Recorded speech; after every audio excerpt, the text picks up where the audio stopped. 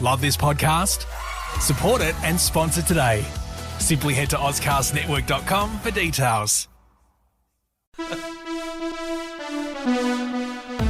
When I say Warrnambool, you say Bull. Warrnambool. Bull. Warrnambool. Bull. Warrnambool's a city on the southwestern coast of Victoria. It's famous for its Flagstaff Hill Maritime Village and Museum, Allensford Cheese World, the Great Ocean Road, and of course, for producing one of Australia's most promising comedians. That's right, we've got Tom Ballard on the show. Tom, welcome. Thank you for coming on with us this morning. Sorry, I'm just crying. I just welled up a little bit at that. That was really moving. Yeah, oh, thank you. Yeah, I was going for that. I was going to try and hit the country boy roots in there.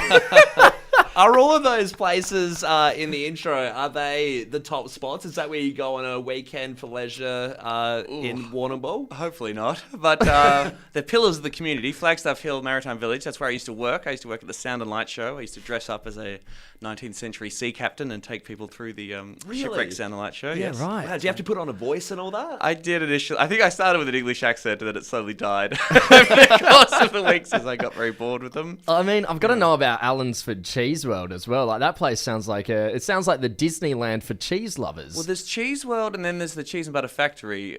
I think they're the same thing.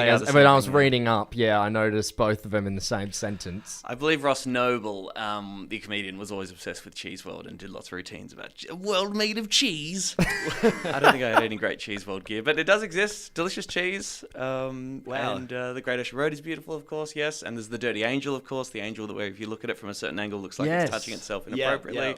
Oh, it's a laugh a minute in Warrnambool, guys. Jeez, what a holiday it would be, you know? Family road trip to see the Dirty Angel and get some cheese at the end. Also, am I one of Australia's most promising comedians? I think that's over. I think all the promises ended. Okay, I'm just a comedian now. You don't know what they're saying about you. Oh, shit. What do they say? That I've still got some more promise within me? They just say a bit of promise. There's a bit of promise on the streets. All right, good.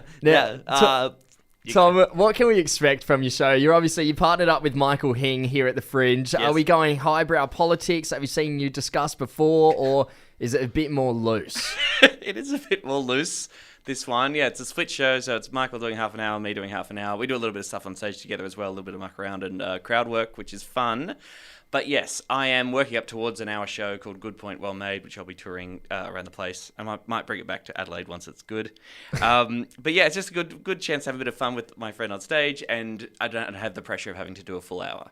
I'm talking about a range of topics, from the referendum result from last year to the fact that I stand up to wipe my ass. So there's something for everyone. And what comes first? And I'm not talking about the topics, I'm talking about whether you stand up or sit down and put the paper through. Oh, hello to everyone eating their breakfast. Well, this is what I've learned doing this material on stage. There are two kinds of people who stand up to wipe and people who sit. Would you boys feel comfortable sharing? Yeah, I mean, I've got to throw Callum under the bus here. Yes. He goes from the front, That's sitting insane. down. That's absolutely insane. Right? It's not that Disgusting. insane. That's wrong. People do it. That's wrong. I don't know anyone else that does it. I sit down, I sort of go on my tippy toes and prop myself up. Okay. Also, how do you know this already? You've discussed it. This has been a discussion in the past at the pub, yes. Was this a wacky radio challenge where you guys both had to wipe each other's asses? Always pub chat. It wouldn't be over a civilized dinner. No, of course. But well, it really splits the crowd. People lose their minds. I did one night and said, "Is anyone else stand up to wipe their ass?" And a lady said yes, and her boyfriend just turned and goes, "What the hell?" He was in a mixed marriage. He had no idea. this is over. You feel like you don't know someone when you find out something that personal about them. Well, it's a fun thing to talk about because I don't think many people know that there are these two different techniques. Yeah. Everyone assumes that whatever they're doing is normal. Yeah. And whenever anyone hears about the other group of people, they immediately assume they're disgusting, filthy animals who need to sort their lives out, as we do with Callum. Yes. So you have to move your genitals out of the way, I assume? Yeah, A little right? bit, yeah, sometimes. All right, babe, don't brag. Whatever. I just find it so funny that you're in the crowd and you're like, no, I don't. You've got a husband and a wife. They've found out this revelation. And it's like, no, I don't care about what you voted in the referendum. I want to know. I want to damn well know whether you sit down or stand up. This guy, I don't know if this guy and his girlfriend are still together. It really seemed to drive a wedge through them. Yeah. Another night I did it, and the guy said, "Yeah, I stand up to wife." And I said, "Good on you, mate. You stand up and you be proud." So then he stood up and started waving to the crowd. I mean, not now. I mean, when you're on the toilet, you weirdo. Now, Tom, I mean, talking about these politics, you're a man who knows a lot about the politics. But we were discussing the other day on the show we were saying, what do you think is the funniest moment in Australian politics? So we want to get your opinion of that. Is it Tony Abbott eating the onion? Yeah. What is ScoMo playing cricket in Hawaii while everything's going on. That was good. John Howard bowling a cricket ball and doing a terrible job of that. Maybe you guys are too young for that, but that was an amazing moment. He tried to bowl and failed miserably. What else you got? You got the lady, the Nationals lady, who said tried to say the annals of history, but said the annals of history. That was a wonderful time in our lives. Harold Holt disappearing is still funny. I'm sorry. That's them naming the whole swimming pool Then after naming him swimming then as the pool. follow-up. This is also a classic. It's too many. What do you think? Do you ever correspond with people or comedians from other countries and get their opinion of Australia? Yeah, well, I do see a lot of comedians, and particularly political comedians who tour out here. I'm always keen to see people like Nish Kumar from the UK and Andy Zaltzman and folks of that nature.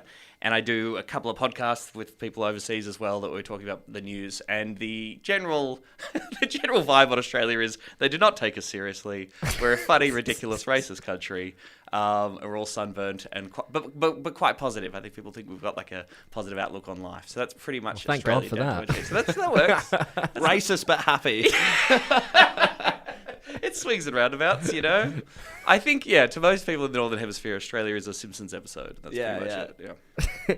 Hey, so Tom, you're starring in so many different TV shows tonight with Tom Ballard Enough, you know, and you're taking on some pretty controversial topics. But we wanted to know if you could be on any TV shows, you know, that you could star on, let your hair down, you know.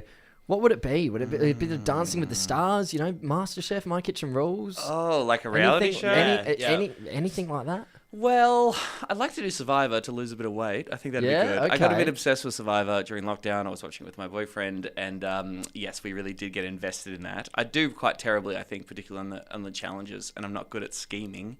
But I think if I could lose a bit of weight and hang out by a beach for a little bit, that'd be good. Well, that is the thing. You could just bow out and do 2 weeks back to back of not eating, not get too hungry. They eliminate you, and then you come back ripped. Come back, nice base, you know. You got that V muscle going on in the waist. One day, you guys. I hope so. And then I could go on like The Bachelor or something. Go on the hot people reality shows. Do a cycle of different reality shows. Tom, we do want to know. We want to pitch a scenario to you, a little bit of a game. Now, Hing is... we're imagining, because you're on the stage with Hing. Mm-hmm. Let's say in the scenario, Hing is down in the dumps and requests one thing from you as a friend that he can do during the show. Yeah. And raise his spirits a little bit. Yeah. And you have to accept one of these, what the best scenario would be. So the first one... So he's challenging me. I have to do one of these things to make him happier. Yeah. Okay, gotcha. Yep. So first one, he wants to wear Crocs. He wants to wear Crocs on stage, or I'm wearing Crocs on stage? Both of you to wear Crocs. Oh, my God. And he's got the little flashlights too for the Crocs, so people know you're coming. And you can't make a joke about it. It can't be can't part of the routine. addressed. It's not in the routine. Okay, and this is going to make him feel better. Yeah. Is that right? Would you do it? I guess I could do that, I suppose. Are there other options, or we're doing all of these? We'll go through all of them. Okay, all right. I could probably wear Crocs for Michael Hing. Yeah, I like Michael Hing. That's fine. I've worn shorts. Oh, there we go. Very good. I've worn shorts on stage before, which some people consider to be a mortal sin with comedy.